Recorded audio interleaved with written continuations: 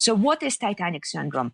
The current definition, because it is a living definition that we update regularly, the current definition is the following. Titanic Syndrome is a corporate or individual disease in which organizations facing disruption create their own downfall through arrogance or excessive attachment to the past success or a simple inability to recognize the new and emerging reality. Those are the three markers that we have discovered so far through research, that it's either one of those or a combination of two or three. At this speed of change, you cannot afford to wait until it becomes obvious. And statistics are very clear. So if you look at the Fortune 500, the untouchable and unsinkable titans of business of the 20th century, the original Fortune 500 list from the 1950s, out of that list, 88% of companies are gone. They're either bankrupt or they were acquired in a less than pretty way.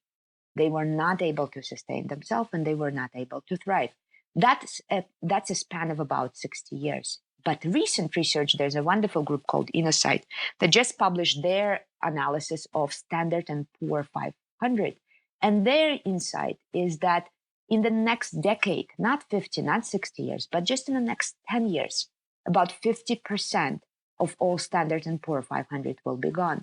We're looking at the speed of change in which the only way to survive it is to reinvent ahead of the curve, ahead of the necessity. And there is a great book called Stall Points that showed that if you start reinventing on a decline, when you start to save in your company the crisis management effort at the time where your performance is already in the decline, whether you measure it by profitability, market share, or anything else, your chances of ever reaching back to the peak of your performance, historical performance, is only 10%.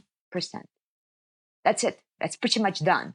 If you reinvent on the decline, at that point, the budgets are already tight, the political will is not there, the emotions are running all through fear, the system doesn't have resources to start a new curve. So you always have to reinvent before it's too late. And that means you have to create a system in which reinvention is a norm, is a part of a process, is a normal part of your life.